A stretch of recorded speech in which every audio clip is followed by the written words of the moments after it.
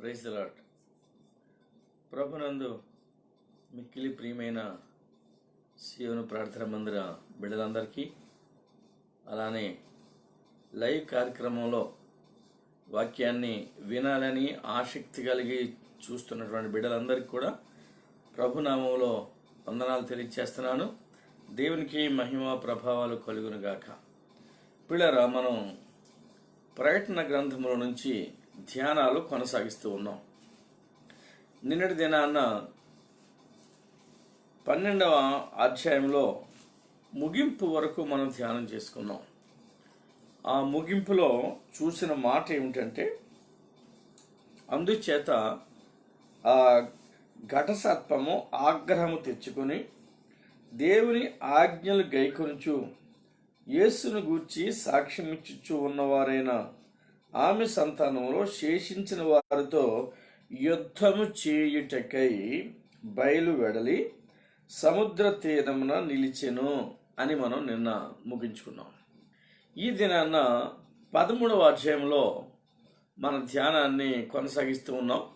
దయచేసి ప్రియులారా, ఈ ఆత్మీయ విషయాలు అర్థం కావటం కొంచెం కష్టతరంగా ఉంటుంది కనుక మిమ్మల్ని నేను కోరుతూ ఉన్నాను, వీటిని రాసుకొని మరలా ప్రార్థన కూడిక అయిపోయిన తర్వాత మీరు వాటిని మరలా చదివి ధ్యానించి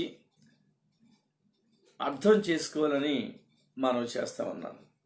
సమయంలో మన యొక్క ధ్యానాంశం 13వ అధ్యాయంలో మొదటి 2 వచనాలు చదువుకుందాం. మరియు 10 కొమ్ములను 7 తలలను గల ఒక క్రూర మృగము సముద్రంలో నుండి పైకి వచ్చుట చూచితిని. దాని కొమ్ముల మీద 10 కిరీటములను, దాని తలల మీద దేవదూషణకరమైన పేర్లును ఉండెను. నేను చూచిన ఆ మృగము చిరుతపులిని పోలియుండెను. దాని పాదములు ఎలుగు వంటి పాదముల వంటివి, దాని నోరు సింహపు నోరు వంటిది. దానికి ఆ ఘట సర్పము తన బలమును, తన సింహాసనమును, గొప్ప అధికారమును ఇచ్చెను. పిల్లరా, ప్రార్థన చేసుకుందాం. ప్రేమగల ప్రభువా, కృపా కనికరము గల మా పరలోకపు తండ్రి, నీ పరిశుద్ధ పాదములకు స్తుతులు స్తోత్రాలు చెల్లిస్తూ ఉన్నాను. ఈ సాయంకాల వేళలలో నీ శ్రేష్టమైన వాక్య భాగాలు ధ్యానం చేసుకోవడానికి మాకిచ్చిన సమయాన్ని బట్టి నీకు వందనాలు. మమ్మల్ని మీరు బలపరచమని, మాకు తోడుగా ఉండమని, ఈ వాక్యాలు మేము ధ్యానం చేస్తూ ఉన్నప్పుడు అందులో దాగి ఉన్న ఆ ఆత్మీయ సత్యాలు మేము గ్రహించలాగున వాటిని మాకు ప్రత్యక్షపరచమని ప్రార్థిస్తున్నాను.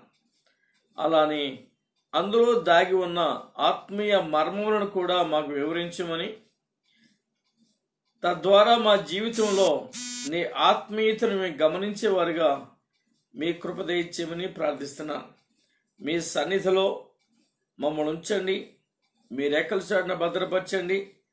ఈ 13 అధ్యాయం ఉన్నటువంటి ఆ మర్మయుక్తమైన విషయాలు మేము ధ్యానం చేస్తూ ఉంటుండగా మీరే మాకు బోధించమని, వివరించమని, అందులో దాగి ఉన్న ఆత్మీయ సత్యాలు మాకు నైనా వివరించి మహిమ, ఘనత, ప్రభావాలు మీరే పొందుకోమని త్వరలో మా కొరకు తిరిగి రాబోతున్న యేసుక్రీస్తు నామములో ప్రార్థించి వేడుకుంటున్నాము తండ్రి, ఆమేన్.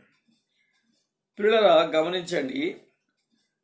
మరియు 10 కొమ్ములను 7 తలలను గల ఒక క్రూర మృగము సముద్రంలో నుండి పైకి వచ్చుట చూచితిని అన్నాడు. ఇక్కడ 12వ అధ్యాయము ఆఖరి వచనంలో 17వ వచనంలో సముద్ర తీరమున ఘట సర్పం ఆగ్రహముతో యుద్ధం చేయటానికి ఎదురు చూస్తున్నట్టు మనం గమనిస్తా ఉన్నాం. పిల్లరా, ఈ భయంకరమైనటువంటి సన్నివేశం మనం గమనించాలి అంటే చక్కగా మనం అర్థం చేసుకోవాల్సిన వారమై ఉంటున్నాం. సముద్రము అనేటువంటి మాట ఇక్కడ వాడబడింది. క్రూర మృగము అనే మాటను మనం చూస్తున్నాం. అలానే ఘట సర్పము అనే విషయాన్ని చూస్తున్నాం. ఘట సర్పము అనే విషయాన్ని మనం నిన్నటి దినాన్న ఇంతకు ముందే మనం ధ్యానం చేసుకున్నాం. ఈరోజు ఈ క్రూర మృగము అనే దాని విషయంలో మనం కొంత వివరణ మన ప్రభు దగ్గర తెలుసుకుంటూ దానిని మనం ధ్యానం చేసుకుందాం. ఇది యుద్ధానికి సిద్ధముగా ఉన్న ఘట సర్పాన్ని జ్ఞాపకం చేస్తుంది. ఈ ఘట సర్పం సముద్ర తీరాన నిలబడి ఉన్నట్టు మనం చూస్తున్నప్పుడేరా, ఇది ఘట సర్పము క్రూర మృగము ఇద్దరూ కలిసి ప్రభునామాన్ని బట్టి శేషించిన పరిశుద్ధులతో యుద్ధం చేయటానికి వారు సిద్ధంగా ఉన్నట్టు రాయబడుతూ ఉంది. వీరు యుద్ధం చేయటానికి సిద్ధంగా ఉన్నారు. శేషించబడినటువంటి పరిశుద్ధులు సంఘం ఎత్తబడిన తర్వాత ఈ భూలోకములో ఎవరైతే ఎత్తబడే విశ్వాసము లేని వారు ఉన్నారో వారు విడిచిపెట్టబడతారు. ఈ విడిచిపెట్టబడినటువంటి వారు ఈ అపవాది దాడికి లోను కావలసిన వారై ఉన్నారు. విశ్వాస జీవితం చాలా శ్రేష్టదాయకమైన జీవితం. ఈ జీవితంలో మనం ప్రభు చిత్తాన్ని ఎరిగే వారమై ఉండాలి. అపవాది యుద్ధం చేయడానికి సిద్ధమైతే ఉన్నాడు, మీరు గమనించండి. అయితే వీడు డైరెక్ట్గా యుద్ధంలో పాలు పంచుకోకుండా ఎవరో ఒక సహాయం తీసుకోవటం వీడికి అలవాటు. ఉదాహరణకు ఘట సర్పము అనే మాటలో అపవాది దాగి ఉన్నాడు. క్రూర మృగము అనే మాటలోనూ అపవాది దాగి ఉన్నాడు. అపవాది డైరెక్ట్గా ఏ పని వాడు చేసినట్టు మనకు కనపడ్డాం. ఉదాహరణకి ఆదాము హవ్వలను మన జ్ఞాపకం చేసుకుంటే, హవ్వమ్మ ఒంటరిగా ఉన్నప్పుడు చూచి ఆమెను శోధించి మోసగించాడు అపవాది. అపవాది స్వయంగా వెళ్ళి ఆమెను శోధించలేదు, పాము రూపంలో వెళ్ళాడు. అంటే పామును అక్కడ ఆయుధంగా వాడుకున్నాడు, పామును సాధనంగా వాడుకున్నాడు. అపవాది పామును వాడుకున్నాడు. ఇక్కడ ఈ యుద్ధానికి సిద్ధమై సముద్ర తీరాన వేచి చూస్తూ ఉన్నాడు. వీడు డైరెక్ట్గా వెళ్ళి యుద్ధం చేయకుండా వాడు సహాయం కొరకు కనిపెడుతున్నాడు. ఈ సహాయం కొరకు కనిపెడుతూ ఉన్నట్టు మనం చూస్తున్నాం. ఈ యుద్ధం ఎవరితో అంటే పరిశుద్ధులతో.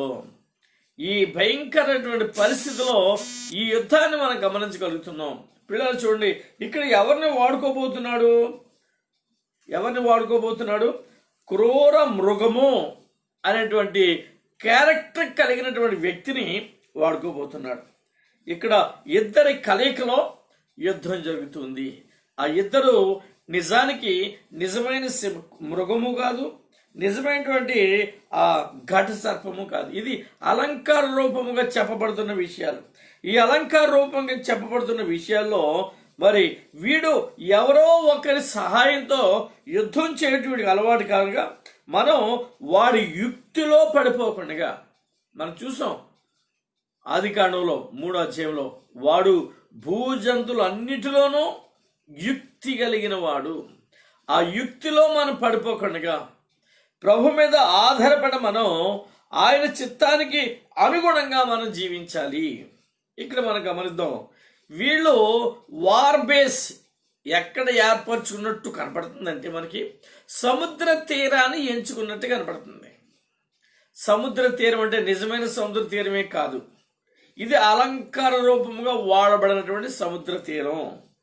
ఈ సముద్రము అనే పదం పరిశుద్ధ గ్రంథంలో ఒక అద్భుతమైనటువంటి భావంతో వాడబడింది.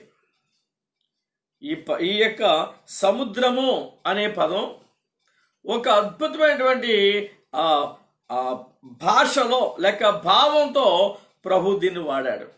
ఒకసారి మనం ఏంటో చూద్దాం.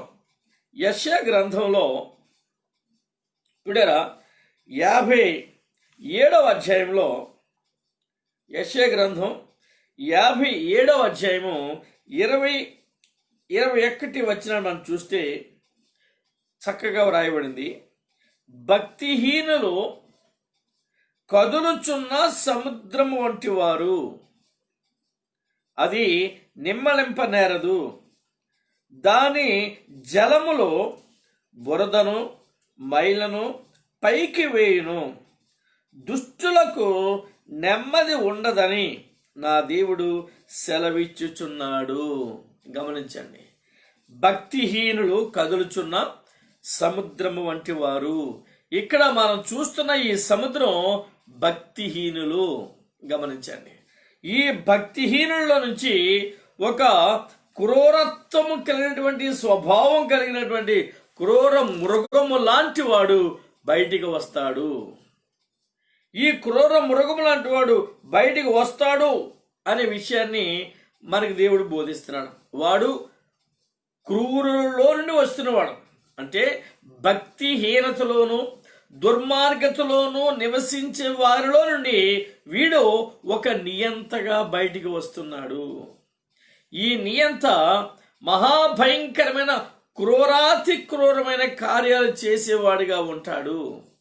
వీడే ఈ క్రూర మృగము, వీడే ఈ ఘట సర్పం వాడికి చూడండి, వాడికి ఏమిస్తుంది? అధికారం ఇస్తుంది, సింహాసనం ఇస్తుంది, బలం ఇస్తుంది. ఘట సర్పం తన బలాన్ని, తన సింహాసనాన్ని, గొప్ప అధికారాన్ని ఇచ్చినట్టు మనం చూస్తా ఉన్నాం. అంటే ఆ వ్యక్తిని వీడు వాడుకుంటూ ఉన్నాడు. ఆ నియంతను, ఆ క్రూరత్వం కలిగినటువంటి మనిషిని ఇతడు అపవాది వాడుకుంటున్నట్టుగా మనం గమనించాలి. వీడు భక్తిహీనుల నుంచి వచ్చేవాడు. భక్తిహీనుల నుంచి వీడు వచ్చేవాడు. వీరికి దేవుని ప్రేమ, దైవ చిత్తము ఇటువంటివి ఏమీ తెలియదు. వీడికి మూర్ఖుడు, క్రూర స్వభావం కలిగిన వాడు. వీడికి ఆత్మీయతలంటే ఏమిటో తెలియదు. అందుకని వీడు మృగము అనే మాట రాయబడింది. మృగము అంటే వాడికి మంచి మర్యాద తెలియదు, వాడికి మంచి ఏంటో తెలియదు, అసలు విషయం ఏంటో తెలియదు. క్రూరమైనటువంటి స్వభావం, మనిషి మీద పడి చీల్చడమే వాడి పని. మనుషుల మీద పడి యుద్ధంలాగా మరి ఎరగబడటమే వాడి పని. వాడికి వేరే విషయాలు తెలియదు. ఈ క్రూర మృగము సముద్రంలో నుంచి పైకి వచ్చింది. మీరు గమనించండి, వీడు సముద్ర తీరం దగ్గర అపవాది కనిపెడతా ఉన్నాడు యుద్ధం చేయడానికి. ఎలా ఎలా ఎలా ఎలా అదే కదా 17వ వచనంలో రాయబడింది, 12వ అధ్యాయం. ఆమె సంతానములో శేషించిన వారితో యుద్ధము చేయుటకై బయలువెడలి సముద్ర తీరమున నిలిచెను. సముద్ర తీరమున అంటే భక్తిహీనులు విరివిగా దొరికేటువంటి ఆ స్థలం, భక్తిహీనులు అన్నిటికీ అందుబాటులో ఉండేటువంటి ఆ ప్రాంతం. అక్కడికి వెళ్ళి వీడు ఎదురు చూస్తున్నాడు. మరి బయలువెళ్ళి ఎదురు చూస్తున్నట్లుగా మనం చూస్తున్నాం. అంతలో మనం 13వ అధ్యాయంలో చెప్పబడినట్టు ఒక క్రూర మృగము సముద్రంలో నుంచి పైకి వచ్చుడ చూచితని యోహాను చెప్తున్నాడు. వీడు అక్కడ నిలబడున్నాడు సముద్ర తీరం దగ్గర. ఇక్కడేమో ఆ సముద్ర జలములలో నుంచి ఒకడు మరి క్రూర మృగము అనేటువంటి స్వభావం కలిగిన వాడు పైకి వచ్చుట చూచితని అంటున్నాడు. పిల్లలు గమనించండి, ఇక్కడ ఒక విషయాన్ని మనం జ్ఞాపకం చేసుకోవాలి. ఈ నియంత ప్రపంచమంతటినీ పరిపాలించడానికి సిద్ధపడుతూ ఉన్నాడు. ఈ క్రూరత్వాన్ని సంతరించుకున్నటువంటి వీడు ఆ క్రూరమైన స్వభావం చేత మానవాళిని ఏలిక చేయాలి అని చూస్తున్నటువంటి వ్యక్తిగా మనం గమనించాలి. పిల్లరా, ఈ యొక్క భక్తిహీనులో నుంచి ఒకడు లేపబడతాడు. భక్తిహీనులో నుంచి ఒకడు నియంతగా, క్రూరుడుగా, మూర్ఖ స్వభావం కలిగిన వాడుగా, మానవుల మీద ఏ ప్రేమ లేనివాడుగా, భయంకరమైనటువంటి ఆ మూఢత్వం కలిగిన వాడు ఒకడు మరి వచ్చినట్టుగా మనం చూస్తున్న పిల్లల వాడి గురించి చెప్పినటువంటి మాటలు ఏంటంటే, వారి కొమ్ముల మీద 10 కిరీటములను, దాని తలల మీద దేవదూషణకరమైన పేర్లును ఉండెను. వీడు కొమ్ములు 10, తలలు 7. సాధారణంగా మనకు తెలిసిన విధంగా మనం ఆలోచన చేస్తే 10 కొమ్ములు ఉంటే తలలు ఎన్ని ఉండాలి? 5 ఉండాలి. ఎందుకంటే ఒక్కో తల మీద 2 కొమ్ములు ఉంటాయి. అయితే వీడికి 7 తలలు ఉన్నాయని రాస్తున్నాడు. తల జ్ఞానాన్ని జ్ఞాపకం చేస్తుంది. తల జ్ఞానాన్ని జ్ఞాపకం చేస్తుంది. అంటే వీడు లోక జ్ఞానంలో సర్వజ్ఞాని, పరిపూర్ణమైన జ్ఞానము కలిగిన వాడు. అలానే కొమ్ము బలాన్ని జ్ఞాపకం చేస్తుంది. అది బలమైనటువంటి ఆయుధంగా కొమ్ము పనిచేస్తుంది. వీడు 10 రాజ్యముల బలం వీడికి ఇవ్వబడింది. వీడి వెనక 10 రాజ్యాలు ఉంటాయి. ఈ 10 కొమ్ములు పిల్లరా వాడికి బలాన్ని ఇచ్చి వాడిని బలపరిచి ప్రపంచమంతా ఏకచక్రాధిపత్యంగా వీడు ఏలిక చేయడానికి అనుగా మార్గం సరళం చేయబడుతుంది. ఆ మధ్యకాలంలో యూరోపియన్ కంట్రీస్ అన్ని కలిసి ఒక మరి బృందంగా ఏర్పడి వాళ్ళు ఒక అద్భుతమైనటువంటి పని చేస్తున్నాం అనుకున్నారు. అందరూ ఐక్యంగా ఉంటున్నాం అనుకున్నారు. అది ఈ 10 కొమ్ములకు సాదృశ్యంగా ఉంది వాళ్ళు చేపట్టిన పని. ఆ 10 రాజ్యాలు, ఆ 10 దేశాలు వీడికి కొమ్ము కాసే రీతిగా, వీడిని అనుసరించే రీతిగా మరి ఉంటూ ఉంది. కాబట్టి పిల్లరా ఇక్కడ మనకు అర్థమయ్యేటువంటి సంగతి ఏమంటే, ప్రపంచం అంతటిని ఏలిక చేయడానికి ఒక నియంత రాబోతున్నాడు అనే భావం ఇక్కడ మనకు కనపడుతుంది. ఈ ప్రపంచాన్ని వాడే పరిపాలిస్తాడు. మీకు గుర్తు చేస్తాను, హైదరాబాద్లో నేను 86 ఆ ప్రాంతంలో 86, 87 ఈవెన్ 90 వరకు కూడా నాంపల్లి కలెక్టరేట్ ఎదురుగా అన్నపూర్ణ హోటల్ దాటి నాంపల్లి స్టేషన్ వైపు వస్తుంటుంటే లెఫ్ట్ సైడ్కి ఒక గల్లీ ఉంది. ఆ గల్లీలో ఒక జిరాక్స్ షాప్ ఉండేది. ఆ జిరాక్స్ షాప్ పేరేంటో తెలుసా? లూసిఫర్ జిరాక్స్ సెంటర్ అని ఉండేది.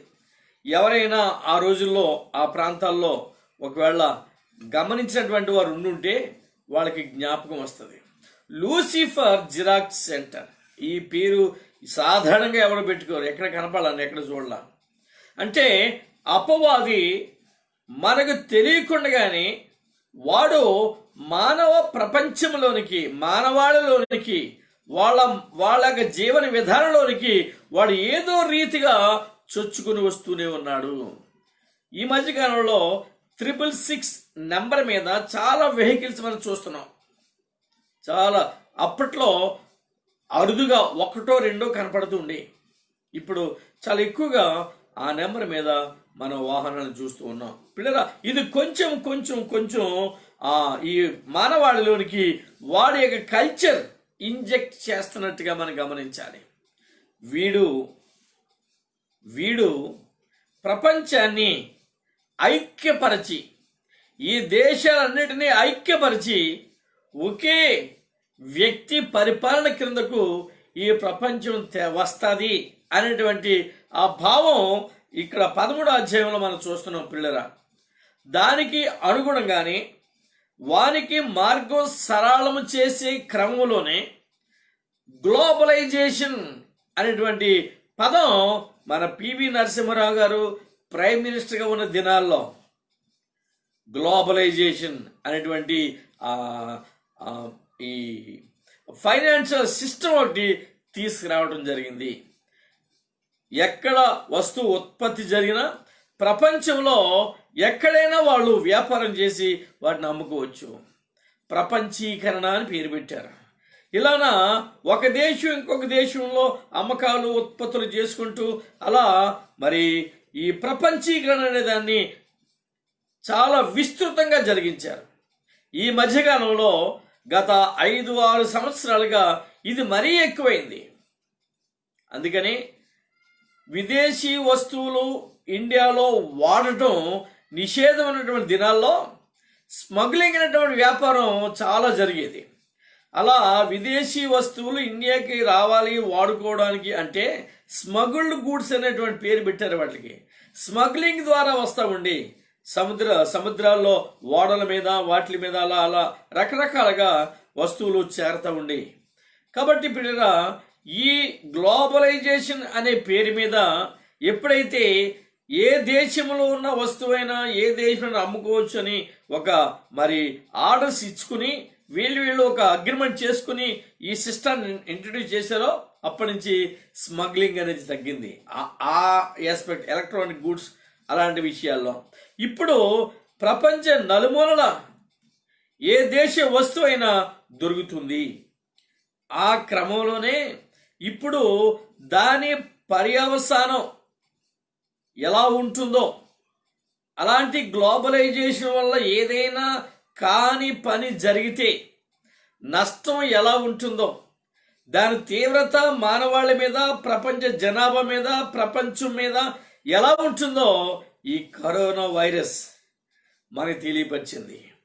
గ్లోబలైజేషన్లో దాగి ఉన్న విపత్కరమైన పరిస్థితి, ఈ యొక్క ప్రపంచీకరణ అనేటువంటి మాటలో దాగి ఉన్నటువంటి నష్టం ఎంత తీవ్రంగా ఉంటుందో ఈ కరోనా వైరస్ ద్వారా మనకు అర్థమయ్యింది పిల్లరా. ఇలాంటి రాజ్య స్థాపన జరగబోతుంది. ఒక్కడే ప్రపంచమంతటిని పాలించాలి. ఇలాంటి ఆలోచన విధానం చైనా అధిపతికి ఉన్నట్టుగా మనకు కనపడుతూ ఉంది.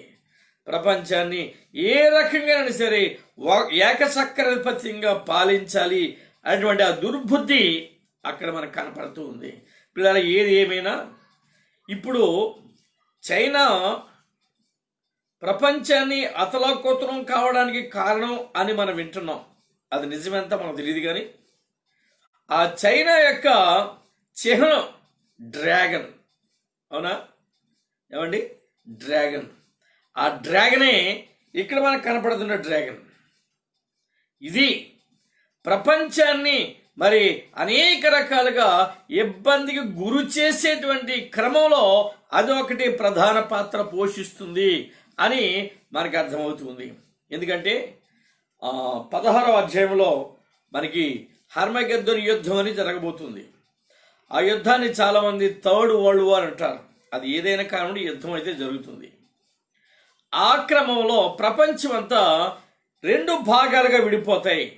అప్పుడు ఈ యొక్క చైనా ఒక భాగానికి నాయకత్వం వహించబోతుంది, లేక లీడ్ తీసుకోబోతుంది. ఈ డ్రాగన్ ప్రపంచాన్ని ఆందోళనకరమైన పరిస్థితుల్లోనికి ఈడ్చడానికి ముందు ఉంటుంది అనేటువంటి పరిస్థితులు మాకు అర్థమవుతూ ఉన్నాయి. దీన్ని మన వాళ్ళు ఈ మధ్యకాలంలో ఒకటి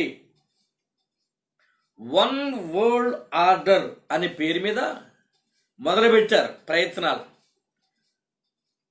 వన్ వరల్డ్ ఆర్డర్ అంటే ఒకే ప్రపంచం, ఒక్కటే ఉండాలి. దీన్నే పిల్లల న్యూ వరల్డ్ ఆర్డర్ అని కూడా అన్నారు.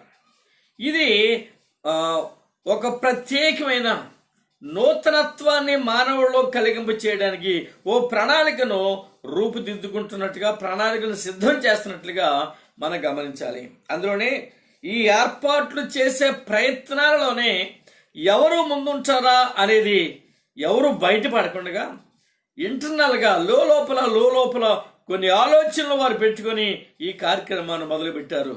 ఇది రాబోయే నియంతకు మార్గం సుగమం చేయటమే. రాబోయే నియంత ఈ క్రూర మృగం లోకాన్ని పరిపాలించడానికి రాబోతున్నటువంటి ఈ క్రూర మృగానికి అన్ని చక్కగా ఏర్పాటు చేసి పెట్టడమే ఇదంతా అని మనకు అర్థమవుతూ ఉంది.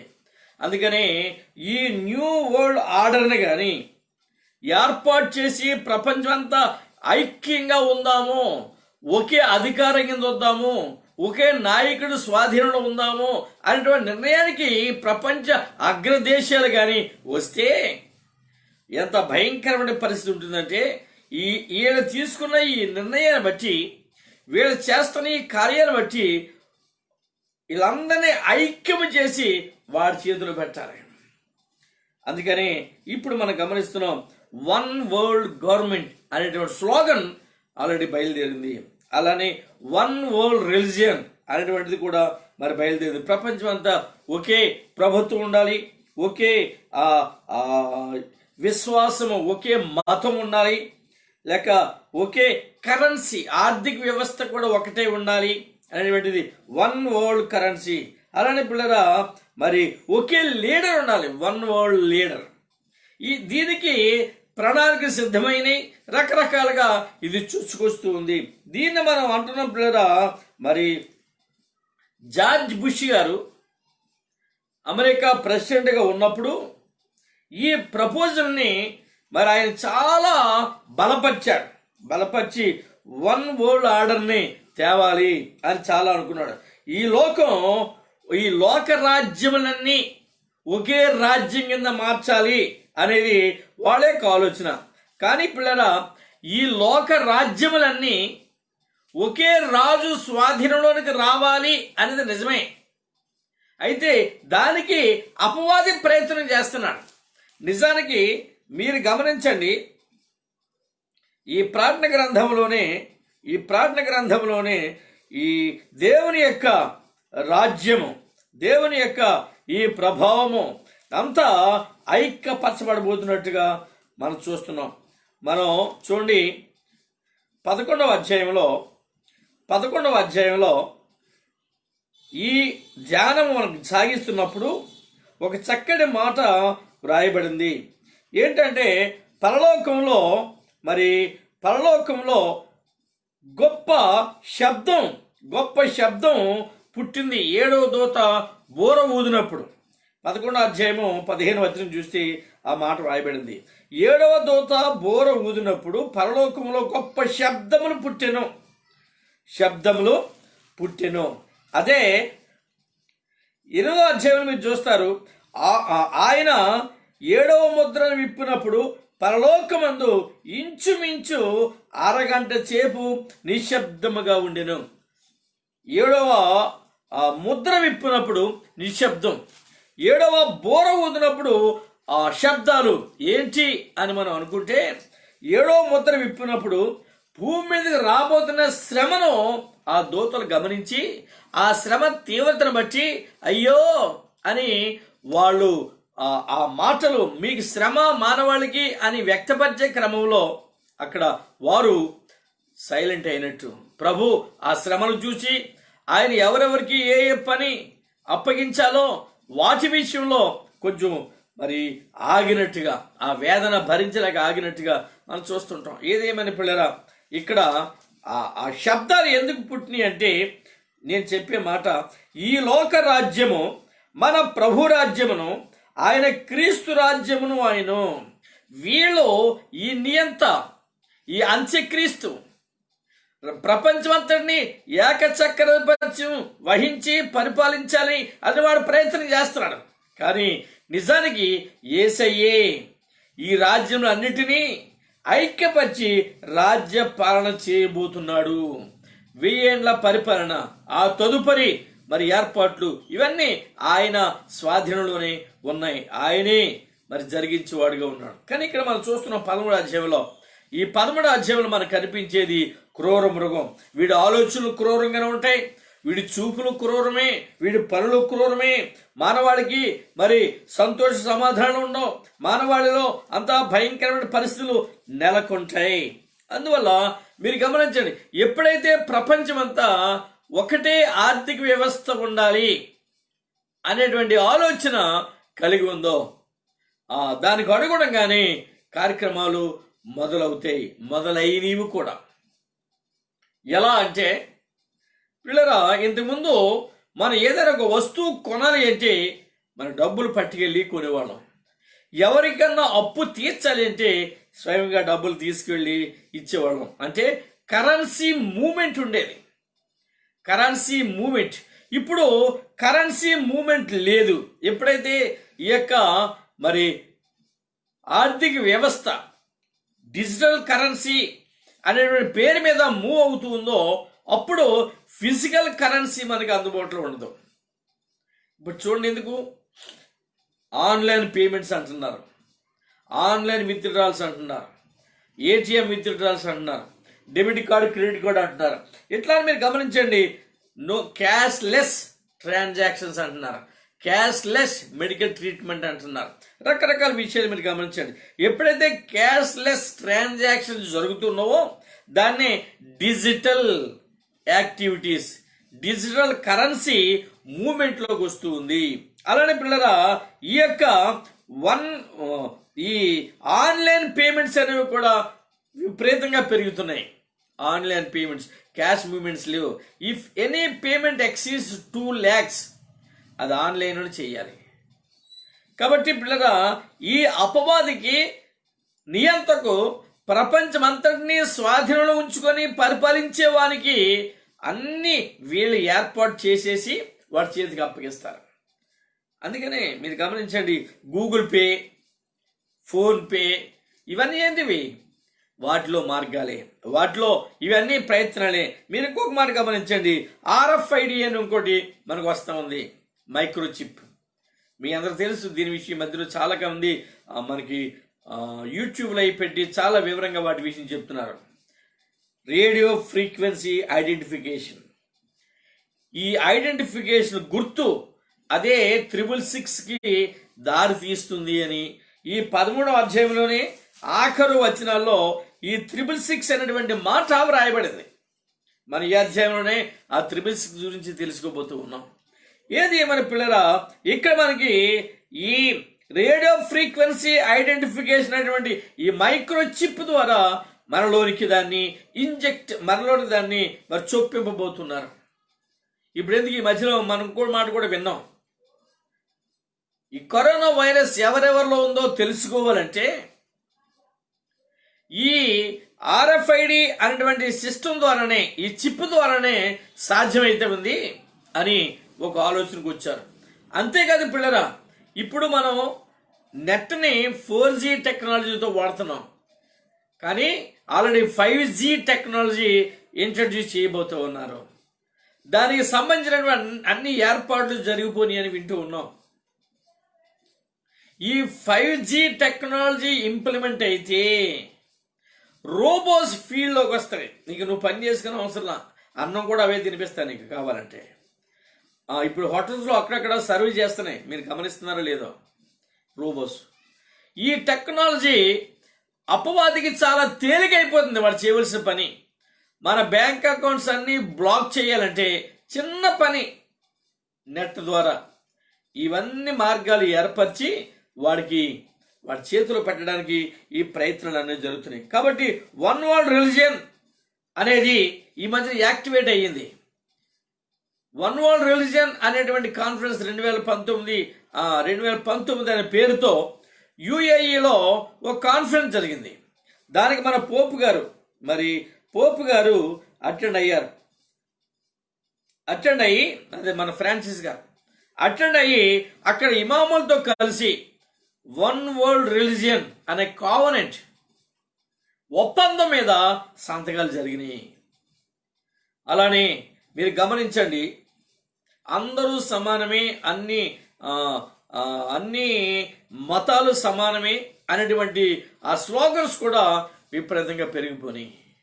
ఇవన్నీ ఎక్కడికి ఇవి నడిపిస్తాయంటే అంతా ఒకటే అని అపవాది చేతిలో దీన్ని అప్పగించేటువంటి పరిస్థితులకి వెళ్ళిపోబోతున్నారు. ఆ క్రూర మృగం, దీనంతటికి హెడ్ ఎవరంటే ఈ క్రూర మృగమే. కనుక పిల్లరా, ఈ క్రూర మృగము యాక్టివిటీ ప్రారంభించడానికి వారు సిద్ధమవుతూ ఉన్నారు. వన్ వరల్డ్ రిలీజన్ అని, వన్ వరల్డ్ గవర్నమెంట్ అని, వన్ వరల్డ్ లీడర్ అని, వన్ వరల్డ్ కరెన్సీ అని, ఇలా ఎన్నెన్నో పదాలు వాడి ఇప్పుడు ఎందుకు మన world bank, WHO world wide మనం ఈ హెల్త్ ఆర్గనైజేషన్ చూస్తున్నాం. అలానే మరి పిల్లలు అన్ని ఇంటర్నేషనల్ కోర్ట్స్, అది వరల్డ్ లేబర్ కోర్టు, ఇలా చాలా ప్రపంచమంతా ఇవన్నీ మరి ఆ ఇన్స్టిట్యూషన్స్, ఆర్గనైజేషన్స్ అన్నీ ఒకే ఆర్గనైజేషన్ ఉండాలి అన్నట్టు మారిపోతున్నాయి. ఇలానా ప్రపంచంలో వచ్చే మార్పులు, ఈ మార్పుల ఫలితాన్ని క్రూర మృగం అనుభవించబోతుంది. ఈ క్రూర మృగానికి అనువుగా అన్ని ఏర్పాట్లు జరిగించి మానవుడే దాని చేతిలో పెట్టడానికి సంసిద్ధత వ్యక్తపరుస్తున్నాడు. ఏది ఏమైనా పిల్లరా, ఇది మాత్రం తథ్యం. వీరందరూ కలిసి, భూరాజులు అందరూ కలిసి, ఈ ప్రపంచ దేశాలన్నీ కలిసి యేసయ్యకు వ్యతిరేకంగా పోరాటం చేస్తుంది అని మనం ఆలోచించవలసిన వారం అంటున్నాం. వాళ్ళు యుద్ధం చేయడానికే సిద్ధంగా ఉన్నారు. నదీ తీరమున భక్తిహీనుల నుంచి వచ్చినటువంటి నాయకుడు, ఈ మానవ మూర్ఖుల నుంచి వచ్చినటువంటి నాయకుడు, మూర్ఖత్వాన్ని పెంచి పోషించిన నాయకుడు బయటకు వస్తున్నాడు సముద్రంలో నుంచి, భక్తిహీనుల నుంచి. ఈ భక్తిహీనులు ఎప్పుడు నురుగు కక్కేవారుగా, వెళ్ళగక్కేవారుగా, మరి మైలు భయంకరమైన పరిస్థితుల్ని వాళ్ళు వెళ్ళగొక్కుతారట. ఇప్పుడు అమెరికాలో కూడా మహాభయంకరంగా పరిస్థితులు జరుగుతున్నాయి. ఎక్కడా నెమ్మది లేదు, ఎక్కడా నెమ్మది లేదు పిల్లరా. భయంకరం భయంకరం భయంకరం. సరే, ఏది ఏమైనా ఈ రాజులందరూ కలిసి, ప్రపంచ రాజ్యాధినేతలందరూ కలిసి ఈ వన్ వరల్డ్ గవర్నమెంట్ అనే దానికి కట్టుబడి ప్రయత్నాలు చేస్తున్నారు. కాబట్టి ఈ ప్రవచనం ఆల్రెడీ పరిశుద్ధ గ్రంథంలో ప్రభు ప్రవచించే పెట్టాడు. ఇలా జరగబోతుంది, ఇలా జరుగుతుంది అని ప్రభు చెప్పాడు. చూడండి, కీర్తన గ్రంథంలో 2వ కీర్తన, కీర్తన గ్రంథంలో 2వ కీర్తన మీరు 3వ వచనం చూడండి. 2వ కీర్తన 3 నుంచి 5 వరకు. భూరాజు యెహోవాకును ఆయన అభిషక్తునికి విరోధముగా నిలవబడుచున్నారు. భూరాజులు, ఈ ప్రపంచాధినేతలు, ఈ ప్రపంచ రాజ్యాధినేతలు, ఈ ప్రపంచ దేశాలన్నీ కలిసి దేవునికిని, అభిషక్తుడు అనగా యేసుకును, ఆ యేసుక్రీస్తుకును విరోధంగా నిలబడుతున్నారట. వాళ్ళే ఇప్పుడు విరోధంగా ఒకే రాజ్యం, ఒకే రాజ్యం, అన్ని ఒకే ఒకే అనేటువంటి మాటల్ని వాళ్ళు తీసుకొచ్చారు. అలానే ఏలికలు అంటే పరిపాలించేటువంటి పాలకులు ఏకీభవించి ఆలోచన చేయించున్నారు. ఇది అలా సాధ్యమవుతుందని వాళ్ళ ప్రయత్నాలు వాళ్ళు చేస్తూ ఉన్నారు. పిల్లరా, ఆకాశమందు ఆశీనుడకు వాడు నవ్వుచున్నాడు. ఈ ప్రయత్నాలను బట్టి, ఈ మానవుడు మరి చేస్తున్నటువంటి ఈ కార్యక్రమాలను బట్టి ఆయన నవ్వుతున్నాడట. ఆకాశమందు ఆశీనుడకు వాడు మన ప్రభువైనటువంటి యెహోవా దేవుడు నవ్వుచున్నాడు. ప్రభువు వారిని చూచి అపహసించుచున్నాడు, హేళన చేస్తున్నాడు. ఒక పిచ్చోళ్ళారు, మీ పని అది కాదు, మీ వల్ల కాదు అనేటువంటిది. మరి ఈ విధంగా మరి ప్రభు ఈ ప్రవచనాన్ని రాశాడు. ఇంకా చూడండి, ఆయన ఉగ్రుడై వారితో పలుకును, ప్రచండ కోపము చేత వారిని తల్లడింపజేయును. ప్రచండ కోపము చేత వారిని తల్లడింపజేసేవాడన్నాడు. వీళ్ళైతే యుద్ధం చెయ్యాలి, రాజ్యాలన్నీ ఐక్యమైపోవాలి. అపవాది చేతిలో వాడు పెట్టడానికి తెలియకుండానే ఈ రాజ్యం అపవాది చేతిలోకి వెళ్ళిపోతుంది. ఈ శ్రమ కాలంలో వాడు 1260 దినాలు ఈ ప్రపంచం అంతటిని పరిపాలిస్తాడు. 42 నెలలు, 3.5 సంవత్సరాలు ఇది జరుగుతుంది పిల్లరా. దీనికి సంబంధించిన కార్యక్రమాలు ఆల్రెడీ ఊపందుకున్నాయి. మనకు తెలియకుండానే అన్ని జరుగుతూ ఉన్నాయి పిల్లరా. ఈ మధ్యకాలంలో కొన్ని విషయాలు మనకి బాహాటంగానే తెలుస్తున్నాయి. ఏది ఏమైనా దైవ కార్యాన్ని మనం విడవకూడదు. దైవ చిత్తానుసారంగా మనం జీవించవలసిన వారమేంటున్నాం. ఈ ప్రపంచ నియంత అంత్యక్రీస్తు, క్రీస్తు విరోధి అన్నటువంటి వాడు మరి అనేక రూపాలలో, అనేక విధాలుగా మన విశ్వాసాన్ని దెబ్బతీయడానికి వాడు ప్రయాసపడుతున్నాడు. ఏదో రకంగా మరి విశ్వాసులైన వారిని అవమానపరచడానికి, విశ్వాసులైన వారిని బలహీనపరచడానికి వాడు చేస్తూనే ఉన్నాడు. అందుకని చూడండి, మత్తయి సువార్త 24వ అధ్యాయము 24వ వచనంలో ఓ మాట రాయబడింది. పిల్లలు గమనించండి. అబద్ధపు క్రీస్తులను అబద్ధపు ప్రవక్తలను వచ్చి సాధ్యమైతే ఏర్పరచబడిన వారిని సహితము మోసపుచుడికై గొప్ప సూచక్రియలను మహత్కార్యములను కనపరిచెదరు. దాదాపుగా మన చరిత్రకారుల మరి మేధావుల మన బైబిల్ పండితులు మేధావుల యొక్క వ్యాఖ్యానం ప్రకారం మరి గమనిస్తే దాదాపు 50-60 సంవత్సరాలుగా వాళ్ళు అబ్జర్వ్ చేస్తున్నటువంటి పరిస్థితులు మరి క్రోడీకరించి వారు చెప్పిన మాట ఏంటంటే దాదాపు 11,000 మంది నేనే యేసును, నేనే మెస్సియాను, నేనే క్రీస్తును అని వచ్చి మానవాళిని మోసం చేయడానికి ప్రయత్నాలు చేస్తూ ఉన్నారట. గత 50-60 సంవత్సరాలుగా 11,000 మంది. ఎంత భయంకరం చూసారా?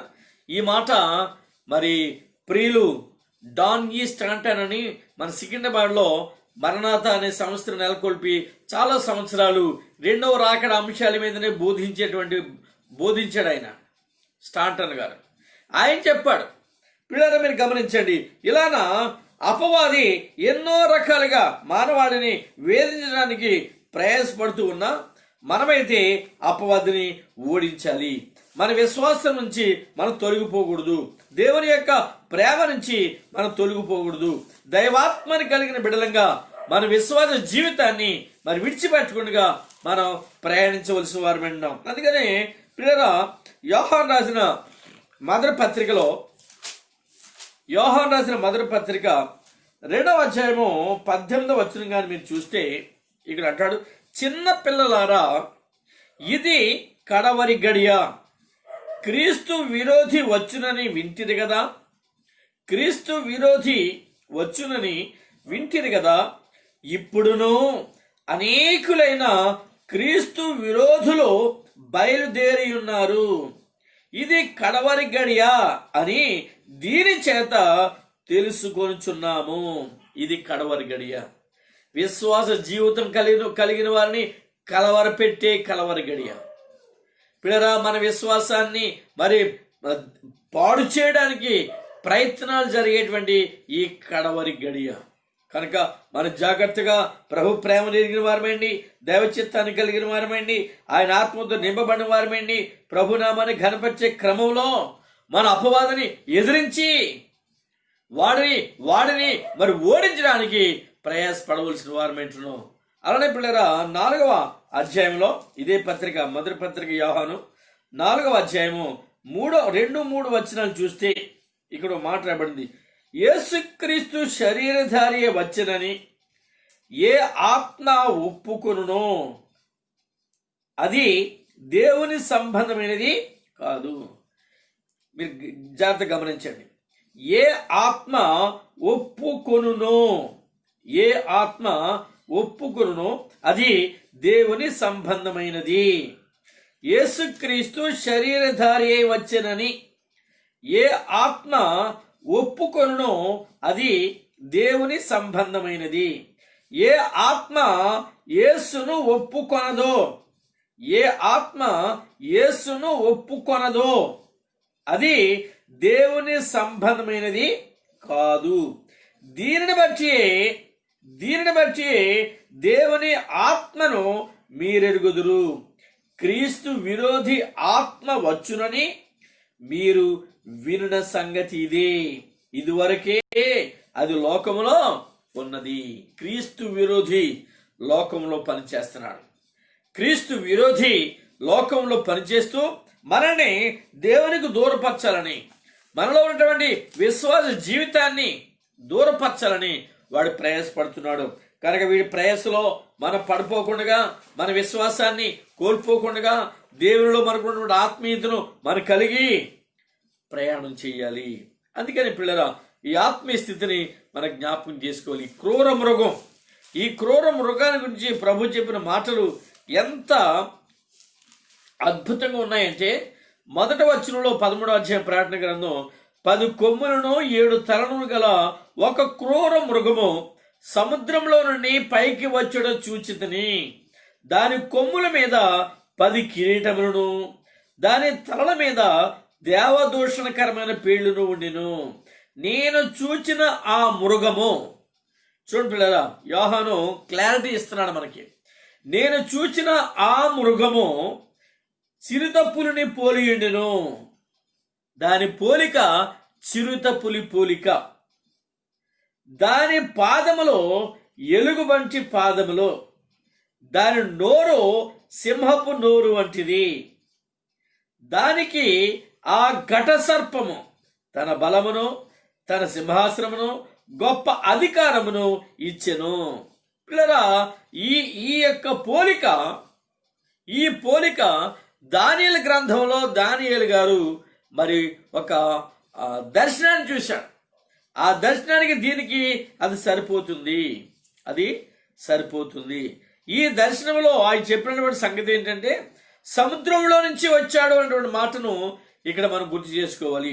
దానియేలు గ్రంథం 7వ అధ్యాయము మొదటి 7 వచనాలు చూస్తే, 7వ అధ్యాయము మొదటి 7 వచనాలు గమనిద్దాం. బబులోను రాజుకు బెల్షస్సరు యొక్క పరిపాలనలో మొదటి సంవత్సరమున దానియేలునకు దర్శనములు కలిగెను. అతడు తన పడక మీద పరుండి ఒక కల కని ఆ కల సంగతిని సంక్షేపముగా వివరించి వ్రాసెను. దానియేలు వివరించి చెప్పినది ఏమనగా, రాత్రి యందు దర్శనములు కలిగినప్పుడు నేను తేరి చూచుచుండగా ఆకాశము నలుదిక్కు నుండి సముద్రము మీద గాలి విసురుట నాకు కనబడెను. సముద్రము, మీరు గమనించండి, అక్కడ క్రూరమునకు వచ్చింది సముద్రంలో నుంచే. ఈ ఘట సర్పం యుద్ధం చేయడానికి సిద్ధంగా ఉండి ఎదురు చూస్తున్నది సముద్ర తీరమునే. ఇక్కడ ఈ దర్శనంలో సముద్రం మీద గాలి వీస్తున్నట్టు దానియేలు యొక్క మరి ఆ దర్శనంలో మనం గమనిస్తున్నాం. ఆకాశము నలుదిక్కుల నుండి సముద్రం మీద గాలి విసురుట నాకు కనబడెను. అప్పుడు 4 మిక్కిలి గొప్ప జంతువులు మహాసముద్రముల నుండి పైకెక్కెను. గమనించారు కదా, మహాసముద్రములో నుండి పైకెక్కెను. వీటి సంగతి ఏంటి అంటే, ఆ జంతువులు ఒకదానికొకటి భిన్నములయ్యుండెను. ఆ జంతువులు ఒకదానికొకటి భిన్నములై ఉన్నాయి అన్నాడు. మొదటిది సింహమును పోలినది గాని దానికి పక్షిరాజు రెక్కల వంటి రెక్కలుండెను. నేను చూచుచుండగా దాని రెక్కలు తీయబడినవి గనుక మనుష్యుని వలె అది ఆ పాదములు పెట్టుకుని నేలపైన నిలువబడిను. మరియు మానవ మనస్సు వంటి మనసు దానికి ఇయ్యబడిను. మొదటిది అయిపోయింది, సింహం పోలుకుంది. ఇక రెండవది 5వ వచనం, రెండవ జంతువు ఎలుగుబంటిని పోలినది. అది ఒక పార్శ్వము మీద పండుకొని తన నోట పండ్ల మధ్య 3 ప్రక్కటెముకలను పట్టుకున్నది. కొందరు లెమ్ము, విస్తారముగా మాంసం భక్షించుము అని దానితో చెప్పిరి. పిల్లరా, అటువేమట చిరుత పులిని పూలిన ఒక జంతువును చూచితిని. దాని వీపున పక్షి రెక్కల వంటి 4 రెక్కలుండెను. దానికి 4 తలలుండెను. దానికి ఆధిపత్యం ఇయ్యబడిను. పిమ్మట రాత్రి అందు నాకు కలిగిన దర్శనములు కలిగినప్పుడు నేను చూచుండగా, ఇది గమనించండి, ఘోరమును భయంకరమునకు 4వ జంతువు ఒకటి కనబడెను. అది తనకు ముందుగా నుండిన ఇతర జంతువులకు భిన్నమైనది. అది మహాబల మహాత్యములు గలది. దానికి పెద్ద ఇనుప దంతములను 10 కొమ్ములను ఉండెను. అది సమస్తమును భక్షించుచు తుత్తునీయలుగా చేయుచు మిగిలిన దానిని కాళ్ల క్రింద అనగదొరుకుచుండెను. మీరు గమనించండి, 4 రూపాలు. ఈ 4 రూపాలు 4 రకాలుగా ఉన్నాయి, ఒకదానికొకటి భిన్నంగా ఉన్నాయని చెప్పబడతా ఉంది. మొదటిది సింహం వంటిది. ఈ 4 పోలికలు మనం గమనిస్తే బాబేలు నెబుకద్నెజరు కాలంలో మనం ఒక విగ్రహాన్ని చూస్తాం.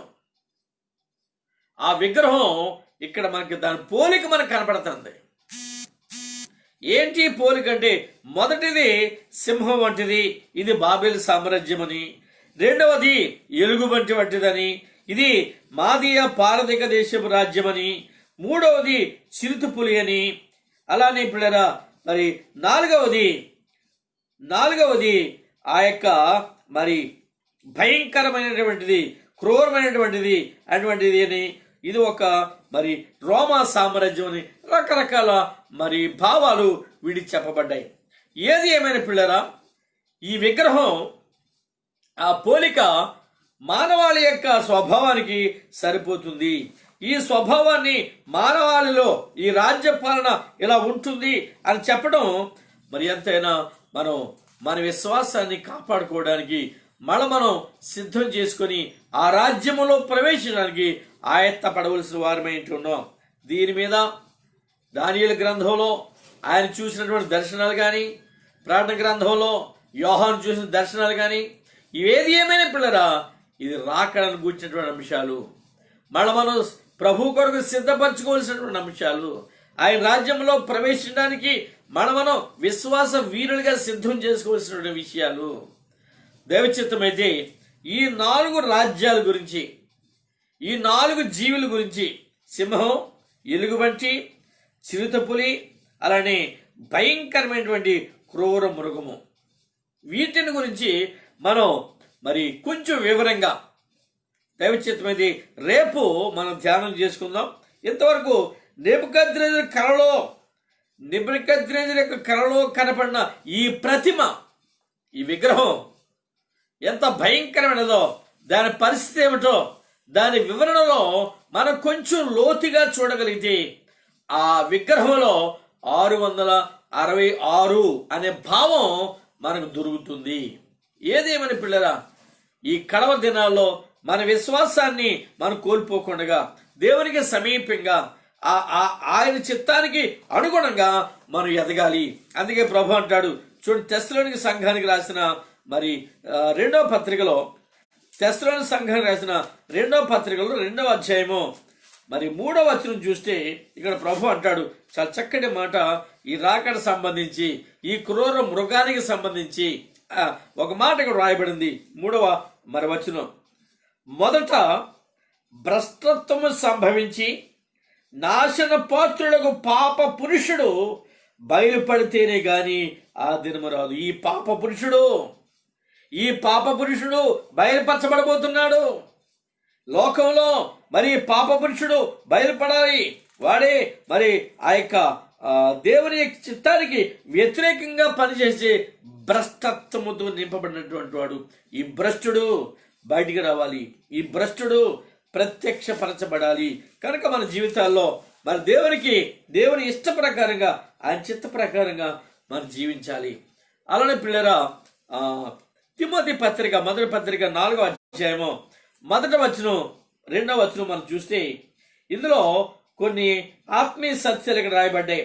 అయితే కడవరి దినములలో కొందరు అబద్ధికుల వేషధారణ వలన మోసపరచు ఆత్మలందును దెయ్యముల బోధలందును లక్ష్యముంచి విశ్వాస భ్రష్టులగుదరని ఆత్మ తేటగా చెప్పుచున్నాడు. విశ్వాస భ్రష్టులు చాలా మంది మరి దేవుని యొక్క సేవకులు అని మరి చెప్పుకునే వాళ్ళు పరిశుద్ధ గ్రంథాన్ని దైవ చిత్తానుసారంగా ఇంటర్ప్రెట్ చేయకుండా, అందులో ఉన్న భావాన్ని ఆత్మీయంగా బయలుపరచకుండా రాంగ్ డాక్టర్స్ లాగా బోధిస్తూ మరి మన క్రైస్తవ సమాజాన్ని తప్పుడు మార్గానికి నడిపించే వాళ్ళు ఉన్నారు. ఈ కడవ దినాల్లో అటువంటి వారు ఎక్కువైపోతారు అనే విషయాన్ని ప్రభు చెప్పాడు. వీరు చేసే పని ఏంటంటే వేషధారణతోనూ అబద్ధములతోనూ మోసపుచ్చే ఆత్మలు దెయ్యముల బోధ అంటున్నాడు. అంటే ఎంత దుర్భరమైన స్థితికి క్రైస్తవ సమాజం దిగజారిపోబోతుందో చూడండి.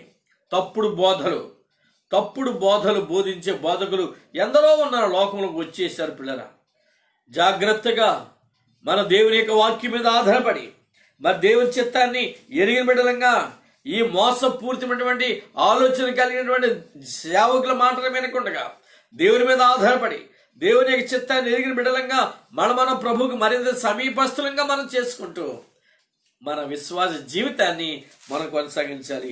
తిమోతికి రాశాడు 2వ పత్రికలో పౌలు గారు రాసి 3వ అధ్యాయంలో మొదటి 5 వచనాలు కూడా ఇలాంటి స్వభావం కలిగినటువంటి వారి గురించి వివరించాడు. వీళ్ళు ఎలాంటి వారు అంటే, అంత్యదినములలో అపాయకరమైన కాలములు వచ్చునని తెలుసుకునుము. ఎలాగనగా మనుషులు స్వార్థప్రియులను, ధనాపేక్షులు, బెంకములాడువారు, అహంకారులు, దోషకులు, తల్లిదండ్రులకు అవిధేయులు, కృతజ్ఞత లేనివారు, అపవిత్రులు, అనురాగరహితులు, అతిద్వేషులు, అపవాదకులు, అజితేంద్రియులు, క్రూరులు, సజ్జన ద్వేషులు, ద్రోహులు, మూర్ఖులు, గర్వాంధులు, దేవుని కంటే సుఖానుభవమును ఎక్కువగా ప్రేమించువారు, పైకి భక్తి గలవారి వలె ఉండియో దాని శక్తిని ఆశ్రయించిన వారునైందురు. ఇట్టి వారికి విముఖుడవయ్యుండుము. ఇది ఈ కడవ దినాల్లో జరుగుతున్నటువంటి తతంగం అంతా. ప్రభునామాన్ని అవమానపరిచేవారు ఎందరో ఉన్నారు. ప్రభునామాన్ని అవమానపరిచేవారు, దేవుని వాక్యాన్ని విరుద్ధంగా జీవించేవారు. ఈ మధ్యకాలంలో టీవీల్లో వాళ్ళు దొరికిపోయి టీవీలో ప్రసారం కూడా అయిపోతున్నారు. పిల్లరా, దేవునికి అవమానం తెచ్చేటువంటి ఆలోచనలు కలిగిన వారు, ప్రభునామానికి అవమానం తెచ్చేటువంటి వారు. అందుకనే అన్నాడు, మిమ్మల్ని బట్టే కదా నా నామము అన్యజనుల మధ్య దూషించబడుతుంది అన్నాడు. పిల్లరా, తోటి సేవకులారా, మనల్ని బట్టి, మన వాక్యోపదేశాన్ని బట్టి దేవుని నామం అవమానపరచబడకుండా మనం జాగ్రత్తగా జీవించవలసి వారు వింటున్నాం. ప్రభునామాన్ని అవమానపరచొద్దు. అందుకే వారి గురించి ప్రభు అంటాడు, ఆయన చెప్పే మాటలు మీరు గమనించండి. రోమాపత్రిక 2వ అధ్యాయము 24వ వచనం చదువుతాను. వ్రాయబడిన ప్రకారము మిమ్మల్ని బట్టే కదా దేవుని నామము అన్యజనుల మధ్యను దూషించబడుచున్నది. అన్యజనుల మధ్యను దూషించబడుచున్నది. ఎందుకంటే గమనించండి 21వ వచనం, ఎదుట వారికి బోధించు నీవు నీకు నీవే బోధించుకొనవా, దొంగిలవద్దు అని ప్రకటించు నీవు దొంగిలిదవా, వ్యభిచరింపవద్దు అని చెప్పు నీవు వ్యభిచరించేదవా, విగ్రహములను అసహించుకొనుము అని నీవు గుళ్ళను దోచెదవా. గమనించండి, చెప్పేది ఒకటి, చేసేది ఒకటి. అందువల్లనే ప్రభునామం అవమానపరచబడుతుంది అన్నాడు.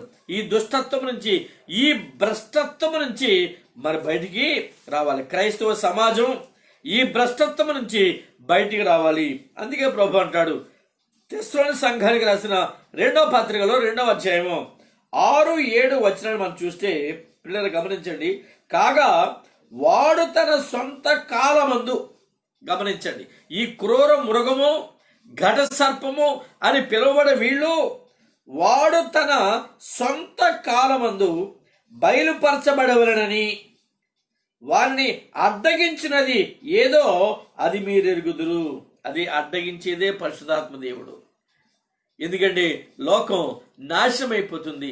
ఈ నాశనమైపోతున్న వాళ్ళు రక్షించబడాలి, వారు విడిపించబడాలి, వారి బంధకాలు తెంచివేయాలి, వారి జీవితాల్లో సంతోషం కావాలి, వారు దేవుని బిడ్డలుగా మారాలి, వారు దేవుని రాజ్యంలో ప్రవేశించే వారిగా సిద్ధం కావాలి. ఎత్తబడే సంఘం కొరకు వారు ప్రయాసపడి మార్పు కలిగిన వారై ఆ రాజ్యం కొరకు ప్రయాణం చేయాలి.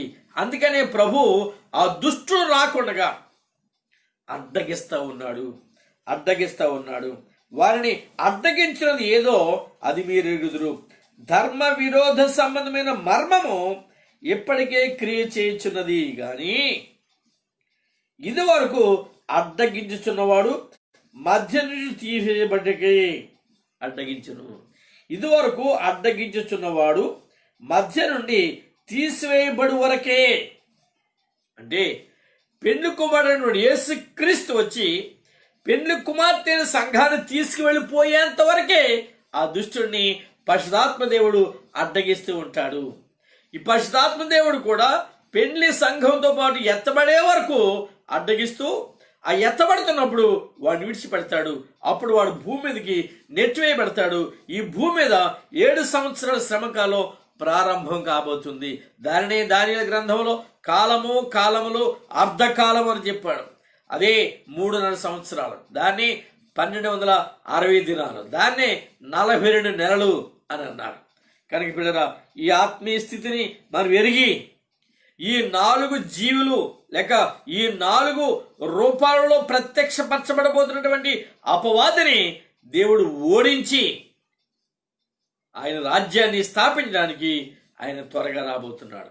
దైవచిత్తమైతే ఈ 4 రాజ్యాల గురించి, ఈ 4 మరి జీవుల గురించి, మృగాల గురించి మరి వచ్చే వారం మనం ధ్యానం చేసుకుందాం. అంతవరకు విన్న వాక్యాన్ని మరలా కొంచెం మీరు ధ్యానం చేసి చదువుకొని అర్థం చేసుకుంటే మీరు ధన్యులు. ఎందుకంటే ప్రార్థన గ్రంథాన్ని చదవడానికి, ధ్యానం చేయడానికి ఎవరో కానీ ఇష్టపడరు.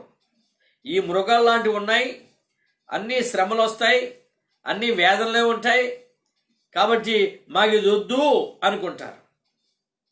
అది కాదు పిల్లరా, పరిశుద్ధ గ్రంథంలో ఈ శ్రేష్టమైనటువంటి గ్రంథాన్ని ప్రభు ఉంచాడు అంటే అది మన మేలు కొరకే. ఆఖరు పుస్తకంగా నూతన నిబంధనలో పవిత్ర గ్రంథంలో, పరిశుద్ధ గ్రంథంలో ఆఖరు పుస్తకంగా వాడి పతనాన్ని, మన విజయాన్ని లిఖించాడు.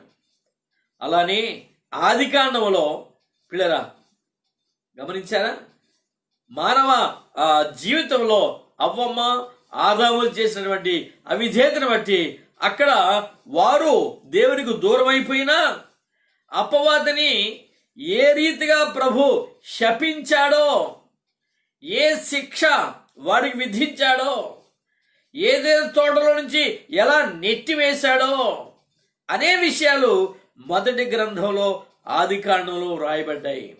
ఆఖరు పుస్తకంలో మన విజయం, ప్రభు మనకు చూపినటువంటి విజయోత్సాహం, అపవాది పతనం, అక్కడేమో శిక్ష శ్రమ, ఇక్కడేమో ఇంప్లిమెంటేషన్, వాడి పనిష్మెంట్ ఇక్కడ ఇంప్లిమెంట్ అయితే ఉంది. శ్రేష్టమైనటువంటి ఈవులు దేవుడు మనకి ఇచ్చాడు. కనుక ఈ విషయాన్ని మనం చక్కగా జ్ఞాపకం చేసుకుంటూ ధ్యానించుకుంటూ మన విశ్వాసాన్ని మరింతగా పెంపొందింప చేసుకోవలసిన వారమై ఉంటున్నాం. ప్రార్థించుకుందాం. ప్రేమగల ప్రభువా, కృపగల మా పరలోకపు తండ్రి, మరొకసారి నీ పరిశుద్ధ పాదాలకు వందనాలు. గొప్ప దేవా, నీకే స్తుతులు స్తోత్రాలు చెల్లిస్తున్నాను. ఇంతవరకు మా మధ్యలో ఉన్నారు నైనా మా బిడ్డలు వారి వారి గృహాలలో నైనా నీ సన్నిధిగా ఎరిగి వారు చేర్చబడి నీ వాక్యాన్ని విని ఉండగా వారి మధ్యలో నీవుండి వారిని ధైర్యపరిచి బలపరిచి నీ వాక్కుతో వారిని నింపినందుకు నీకు వందనాలు. అలానే ఆన్లైన్లో ఏ బిడ్డలు వింటూ ఉన్నారో వారిని కూడా మీరు బలపరిచి నీ సన్నిధి వారు తోడుగా ఉంచిన విధానం బట్టి కూడా మీకు వందనాలు. ప్రభా, నువ్వు త్వరగా రాబోతూ ఉన్నావు. నువ్వు వచ్చే సమయానికి మేము సిద్ధంగా ఉండి నీతో ఎత్తబడే గుంపులు మమ్మల్ని ఉంచమని మేము ప్రార్థిస్తున్నాం. ఒకవేళ నీ రాకడకు ముందే మా ప్రాణం పోతే నైనా సిద్ధమైన మనసు కలిగి నీకు ఇష్టమైన బిడ్డలంగా మహిమరాజ్య ప్రవేశకులంగా అర్హత కలిగిన వారమే ప్రభా మేము కొనుపోబడినట్లు మీ సహాయం దయచేయమని ప్రార్థిస్తున్నాను. అలానే ఈ వాక్యం విన్న బిడ్డలందరినీ నీ స్వాధీనం ఉంచుకోండి. వారు ప్రభా ఈ పరిశుద్ధ గ్రంథములో అద్భుతమైనటువంటి సత్యాల్ని మరలా చదివి అవగాహన చేసుకొని నీ చిత్తానుసారంగా జీవించే బిడ్డలుగా మలచమని ప్రార్థిస్తున్నాను. ఇంత గొప్ప సంగతి, ఈ మర్మయుక్తమైన విషయాలు నాయన మాకు మీరు బయలుపరుస్తూ మాకు వివరిస్తున్న విధానం బట్టి మీకే స్తుతులు స్తోత్రాలు చేస్తున్నాం. ప్రభా, ఈ వాక్యాన్ని విని బిడ్డలు నీ చిత్తమైతే ఈ వాక్యాన్ని వారి హృదయాలలో నూరంతలుగా ఫలింప చేసుకోవడానికి నేను భద్రపరచుకోవడం వారికి నేర్పండి. వాక్యాన్ని భద్రపరచుకోవడం ద్వారా వారి జీవితాలు మరింత శ్రేష్టమైనవిగా మారిపోతాయి, మరింత ప్రకాశమానమైనవిగా వారి జీవితాలు మరల్చబడతాయి. అంటే ధన్యత బిడ్డలందరికీ దయచేయండి. నైనా వారిలో ఎవరిలోనైనా ఏదైనా శరీర సంబంధమైన బలహీనతలుంటే యేసు నామములో విడుదల చేయండి. నజరేయుడైన యేసు నామములో వారికి స్వస్థత విడుదల కలిగించండి. నైనా మరి మేము ప్రార్థిస్తుంటే కానీ ఈ కరోనా వైరస్ వల్ల ప్రపంచం అంత ఆందోళనకరమైన పరిస్థితులు ఉంది. భయంకరమైనటువంటి వేదనకరమైన పరిస్థితులు ఉన్నాయి. అయ్యా, దాన్ని విడిపించండి, విడుదల ఇచ్చండి, నీ కృప చూపండి. నీ చిత్తమైతే మేము మరోసారి ఎలాగో కూడుకొని మీ నామాన్ని ఘనపరిచే పర్యంతం మాకు తోడుగుండమని, మీ సన్నిధి మాతో ఉంచమని, మీ ఆత్మ కాపుదల మాకు ఉంచమని దుష్ట శక్తులను యేసు నామములో బంధిస్తూ త్వరలో మా కొరకు తిరిగి రాబోతున్న యేసుక్రీస్తు నామములో ప్రార్థించి వేడుకుంటున్నాము తండ్రి. ఆమేన్. మన ప్రభువైన యేసుక్రీస్తు కృపయు, తండ్రి అయిన దేవుని ప్రేమయు, పరిశుద్ధాత్మ దేవుని యొక్క అన్యోన్య సహవాసం ఇప్పుడు ఎల్లప్పుడూ సదాకాలం మనకు తోడుగా ఉండి నడిపింపు చేయనుగాక. Amen. Amen. Praise the lord. Praise the lord.